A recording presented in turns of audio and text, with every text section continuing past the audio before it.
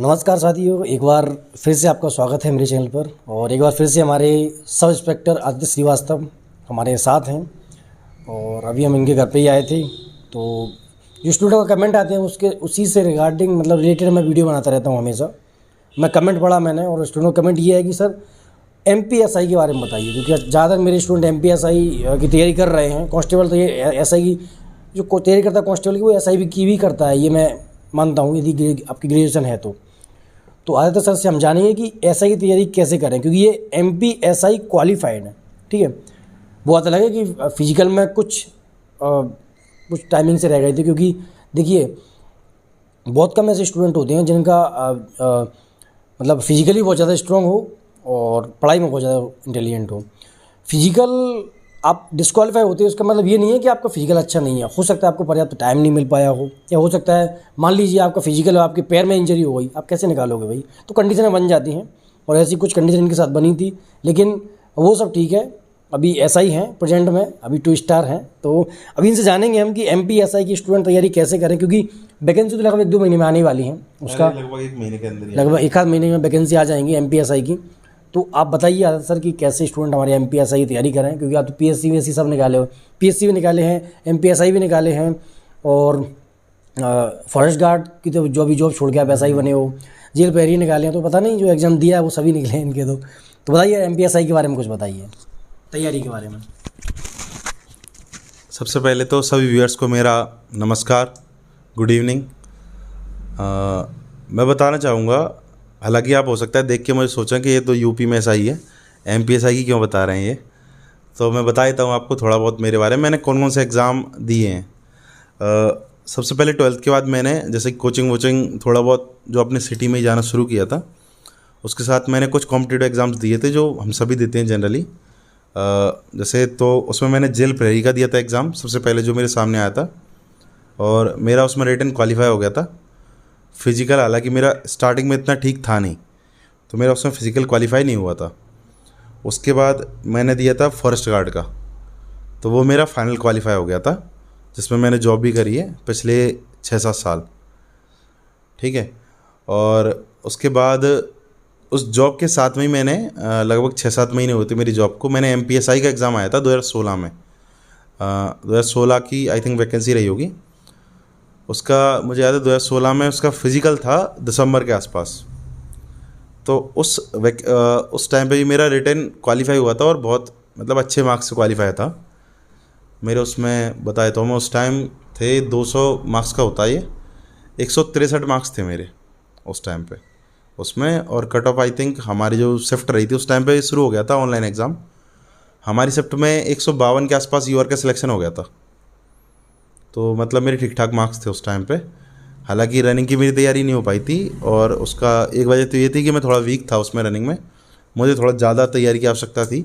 लेकिन मैं पोस्टिंग मेरी यहाँ पे थी फॉरेस्ट में, तो फील्ड में ही थी, तो तैयारी का डेली इतना समय मिल नहीं पाया मुझे। तो कुछ थोड़े मॉक्स थोड़े बहुत 1, 2, 3 से 4 सेकंड से रह गया था मैं उस टाइम पे।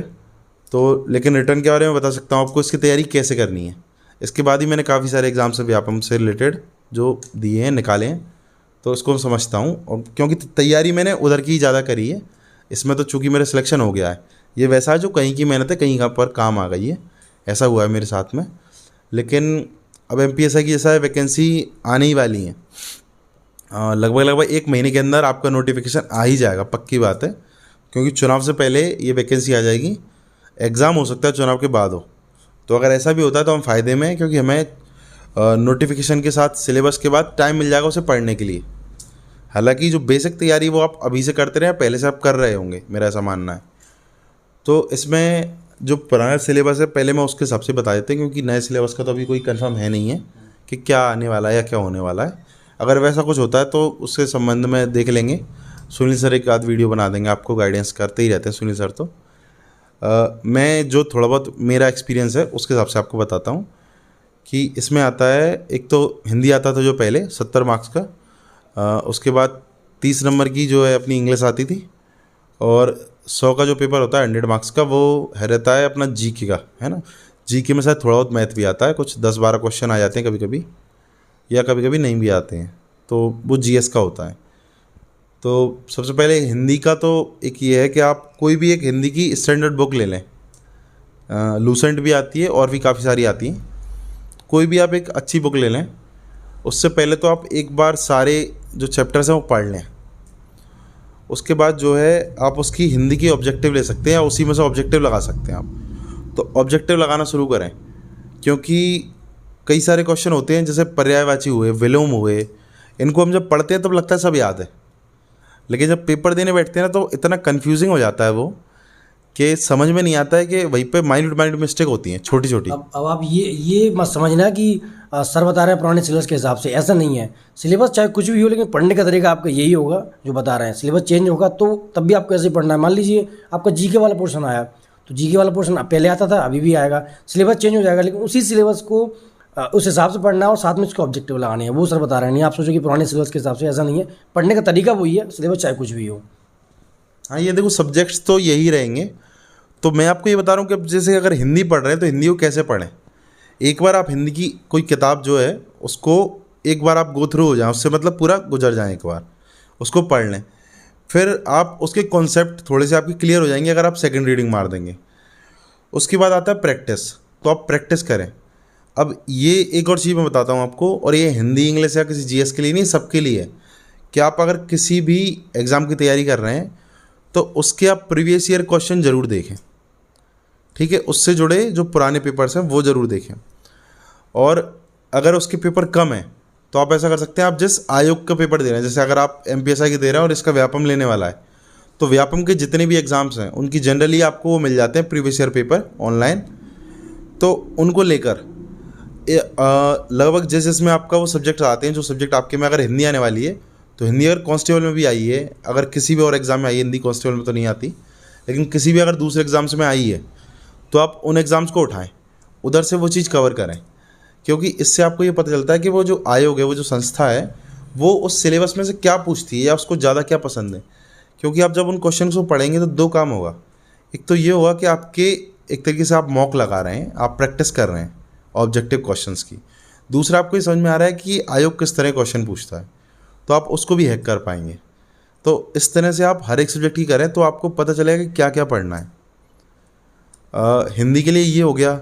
इसके अलावा जैसे इंग्लिश आती है तो इंग्लिश के लिए मेरा ऐसा मानना है कि अगर आप एमपी बोर्ड के स्टूडेंट हैं तो इंग्लिश जनरली हमारी वीक होती है ना। एमपी बोर्ड के स्टूडेंट्स की सबकी थोड़ा बहुत कमज़ोरी रहती है, और किसी भी सब्जेक्ट को छोड़ के अगर आप तैयारी करते हैं या पेपर देते हैं तो उसमें आप लॉस में ही रहेंगे, क्योंकि आपके सारे सब्जेक्ट्स का मजबूत होना बहुत ज़रूरी है। तो इंग्लिश की मैं ऐसा मानता हूँ कि आपको एक आध कोचिंग कर लेनी चाहिए एक आध बार, जो आप कहीं पे भी किसी भी डिस्ट्रिक्ट में, ये नहीं कहूँगा कोई बहुत महानगर में जाएँ आप वहाँ जाकर तैयारी करें, पर अपने डिस्ट्रिक्ट में भी अगर कोई अच्छा टीचर है तो उससे एक बार कर लें, उसके बाद अपनी प्रैक्टिस शुरू कर दें इसी तरीके से, तो आप कवर कर सकते हैं। इसके बाद जीएस का है, तो जीएस में शायद जीएस में साइंस भी आता है, जो अपना सोशल साइंस है, सामाजिक विज्ञान, वो भी आता है, और करंट अफेयर्स, काफ़ी सारी चीज़ें आती हैं। तो जीएस को लेके आपको रेगुलर स्टडी करनी पड़ेगी, क्योंकि जीएस को इतनी जल्दी आप हैक कर नहीं सकते हैं। तो जीएस में चाहिए आपको रेगुलर मेहनत। तो कोई एक करंट की मैगज़ीन ले लें, जैसे प्रत्युक्त दर्पण हुआ या कुछ भी हुआ, घटना चक्र है, कुछ भी है, एक दो कोई भी एक मैगज़ीन ले लें आप, जिसको आप रेगुलर फॉलो करें, हर महीने की वो पढ़ते रहें। धीरे धीरे करके आपका करंट और जीएस स्ट्रॉन्ग हो जाएगा। बेसिक जो होता है, जो अपना फाउंडेशन जो रहता है जीएस का, वो आपका क्लियर हो जाएगा। दूसरा जो है सोशल साइंस और साइंस के लिए मेरा ऐसा मानना है कि एक बार 6th क्लास से लेकर 10th क्लास तक की एनसीईआरटी एक बार पढ़ लेना चाहिए, क्योंकि आजकल जैसे जैसे करके कह रहे हैं ना, एग्ज़ाम का स्टैंडर्ड बढ़ रहा है, तो स्टैंडर्ड बढ़ के थोड़ा ना कंसेप्चुअल की तरफ जा रहा है, कॉन्सेप्ट बेस्ड क्वेश्चन आते हैं, और वो क्वेश्चन एनसीईआरटी बुक्स में सीधे मिलते हैं। एक बार वो बुक्स से पढ़ लें, उसके बाद आप लूसेंट से भी पढ़ें, किसी भी पढ़ें, तो आपको वो चीज़ें समझ में आएंगी बहुत अच्छे से। तो ऐसा करके देखें। कई स्टूडेंट को लग रहा होगा कि एनसीईआरटी 6 से 10 तक पढ़ने में, अरे बाप रे कितनी सारी हो गई। ऐसा नहीं है, एक महीने में पढ़ लोगे आप, यदि पढ़ने बैठोगे ना। 6th क्लास की एनसीईआरटी यदि आप सोशल साइंस की पढ़ने बैठोगे तो एक दिन में पढ़ लोगे, क्योंकि आप वो स्टूडेंट नहीं हो जो आप पूरे 7वीं क्लास में आ गए हैं, उसको आपको एग्ज़ाम देना है और डेली एक सब्जेक्ट पढ़ रहे हो। आपने पहले पढ़ी हुई है, कभी ना कभी आपने पढ़ी हुई है वो चीज़, बस उसको अच्छे से आप एनसीईआरटी से पढ़ रहे हो, दोबारा उसको रिवाइज़ कर रहे हो, ये वो है। और जब आप पढ़ते हो तो टाइम लगता है, लेकिन जब आप रिवाइज़ करते हो तो आपको टाइम नहीं लगता। तो ऐसे ये मत सोचिए कि आप कैसे करोगे, 1 महीने अगर आप ढंग से पढ़ लोगे ना, और डेली अगर आप 5-5, 6-6 घंटे एनसीईआरटी पढ़ोगे ना, 1 महीने में आराम से हो जाएगा आपका, आराम से खत्म मोर देन सफिशिएंट है। तो बहुत आपने बहुत अच्छे तरीके से बताया हमारे स्टूडेंटों को, और मुझे उम्मीद है कि ये मेरे स्टूडेंट अब कमेंट नहीं करेंगे कि सर एमपीएससी की तैयारी कैसे करें, लेकिन जो डाउट है वो तो हमेशा आते हैं स्टूडेंटों के डाउट्स आते रहेंगे। और जो देखिए आप इस वीडियो पे जो भी डाउट आप करोगे, जो भी मतलब डाउट आपने पोस्ट करोगे, कमेंट करोगे, उन सबके जवाब आदित्य सर अपनी आईडी से देंगे, ठीक है। तो आपको जो भी आपके मन में क्वेश्चन आ रहा हो, जो भी आपके मन में डाउट हो, आप बिल्कुल पूछिए, बेधड़क पूछिए और मस्त होके पूछिए, क्योंकि आदित्य सर ट्रेनिंग भी करेंगे और शाम को आपके कमेंट पढ़ के उनके जवाब भी देंगे। तो ऐसे उम्मीद हम आपसे करते हैं आदित्य सर। अरे बिल्कुल देंगे, है ना। तो बहुत धन्यवाद आपका, आप आए हमारे साथ में, और उम्मीद करते हैं कि जब भी आप छुट्टी आओगे हमारे स्टूडेंटों से ज़रूर मिलोगे, है ना। तो गुड डे, टेक केयर, मस्त रहिए, और सब्सक्राइब करना ना भूलें, क्योंकि आपको हम ऐसा कर देंगे कि आप पढ़ने पे मजबूर हो जाओगे, आपका दिमाग ऐसा हो जाएगा कि आप पढ़ने पे मजबूर हो जाओगे, मोटिवेट होगे, ठीक है। कभी डिमोटिवेट होने नहीं देंगे, ये हमारा आपसे प्रॉमिस है। तो गुड डे, टेक केयर, जय हिंद, जय भारत।